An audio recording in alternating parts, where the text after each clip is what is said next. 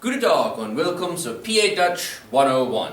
This is video 10 in our series and it'll be covering the topic of telling time, or as we say in Dutch, wie spät is es? If you have not seen the previous videos in the series, I would highly recommend that you go back and watch those before we get into this lesson, particularly the video on numbers, because we'll be using our numbers to tell time. So you need to have that basis before we start learning how to tell time. Well, let's get into it. So, we want to ask what time it is. To ask about the time of day in Pennsylvania Dutch, we use two different questions, and it doesn't really matter which one you choose to use. Both are used. Okay. The first one is Was Zeit ist es? Literally, what time is it? Let's break that down. Was Zeit ist es? Was Zeit ist es? Was Zeit ist es? Another question that's asked when asking about the time is Wie spät ist es? How late is it? Wie spät ist es? Wie spät ist es? Wie spät ist es?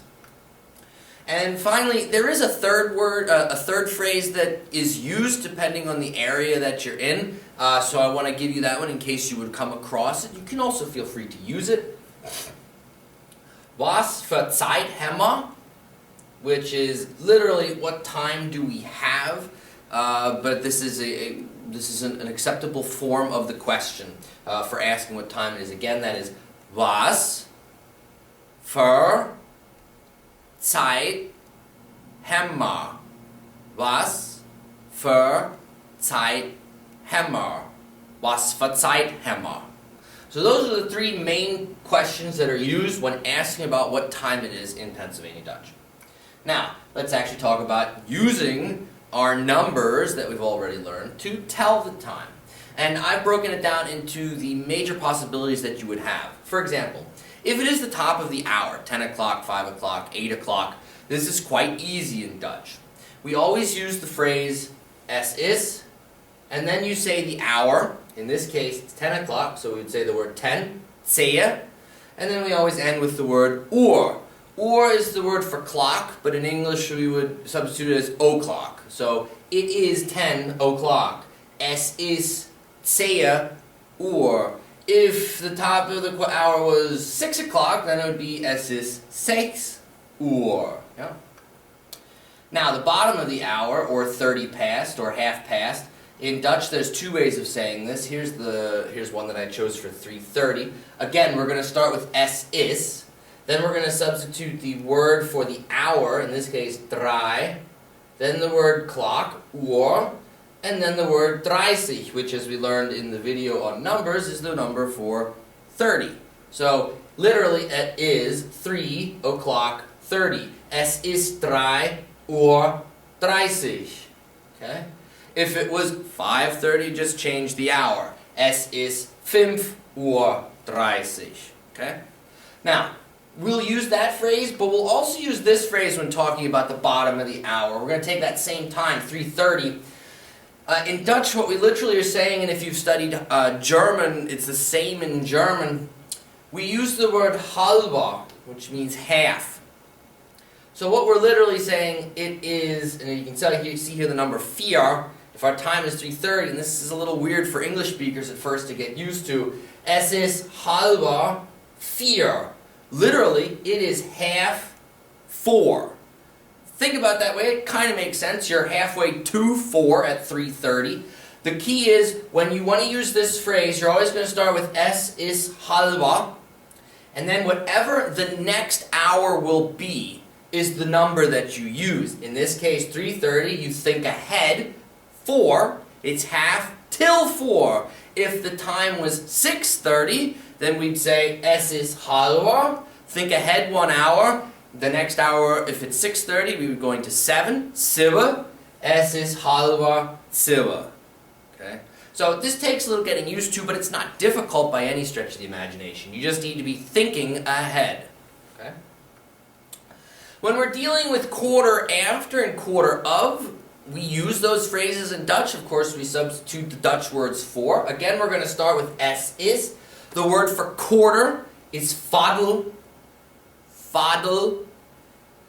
And then if we're saying it's quarter after, which in this case would be 8:15, the word for after is nog. Nog. And then you say whatever the hour is. So it's it's quarter after 8. Es is fadel nog 8. 8 for 8. Es is fadel nog 8. We can take that same idea and make it quarter of, in this case 12:45, quarter of 1. We're going to start with the same first three words. Es is fadel, quarter. But now instead of saying it's quarter after, we're saying it's quarter of. In Dutch we use the word ep, E-B. Ep. Ep. And then you say the hour that's coming up. Quarter of 1, eens. Es is fadel ep eens. Es is fadel ep eens.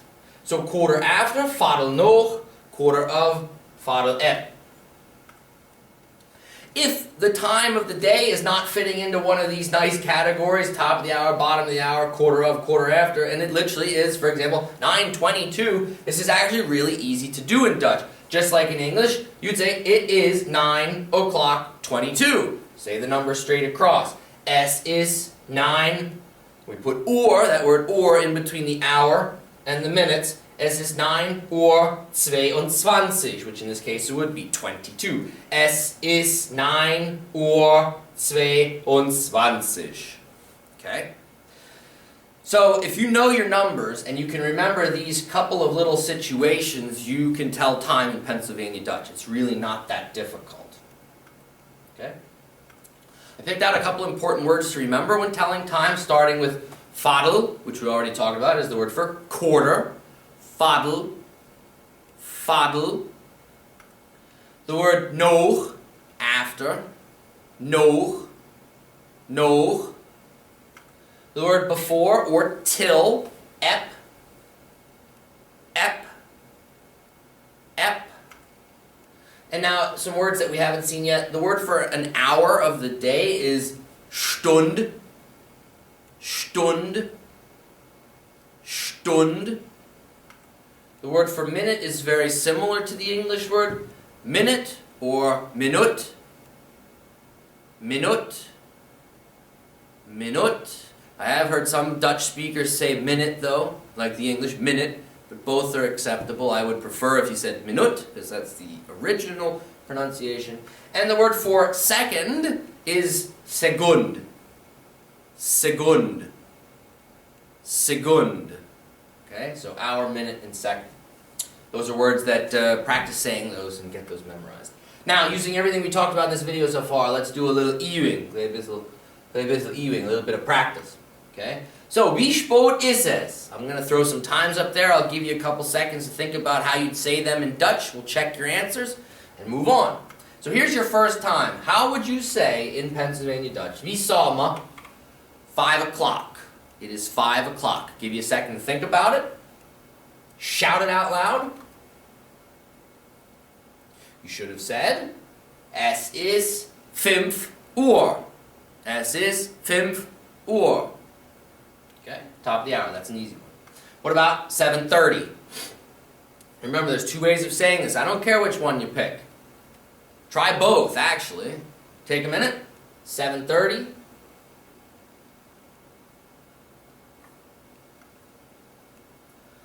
The phrase I would say first, if I was speaking Dutch to somebody, I would say, es is 7:30. It's half till 8. That's the one that I use more frequently than it is 7:30. If you said that, though, it would have been, es is 7:30. Es is 7:30. Or, es is 7:30. Okay? Here's one, 12:15, or let's say quarter after 12. It is quarter after 12. Practice, say it out loud. You should have had or said, es is viertel nog 12. Es is viertel nog 12. How about quarter of, 5:45, quarter of 6? Take a minute, think about it, shout it out loud. You should have said, es ist Viertel ab 6. Es ist Viertel ab 6. And finally, 10:18. How would we say that? Give you a second. This one's not that hard, just remember your numbers. Es ist 10:18. Es ist 10:18. Okay? Now the rest of the week, or whenever you're working on your Pennsylvania Dutch stuff, whenever you look at the clock, say to yourself what that time would be in Pennsylvania Dutch. It's a good practice. Have people, if you have friends or family that's learning with you or want to help you practice a little bit, just have them tell times and say, and you translate them into Dutch. You can find people to help you practice, and they don't have to know anything about Pennsylvania Dutch. Have someone throw a time at you and you say, ha, I know how to say that in Pennsylvania Dutch, and do it, okay? It's the way you're going to get better is practice, practice, practice. So that's our video on being able to tell time and being able to ask someone what time it is in Pennsylvanisch Deutsch. So I'll leave you as I always do. And one thing, don't forget, if you have questions or ideas for future videos or things you'd like answered, please don't hesitate to email me at busterpa@yahoo.com. I've already received quite a number of emails from people watching the videos, and that's great. Keep them coming. I'll answer them when I get questions, and depending on what people are asking for in videos, future videos might cover those topics. But for right now, bis die nächste Video, mach's gut und schwätz Deutsch.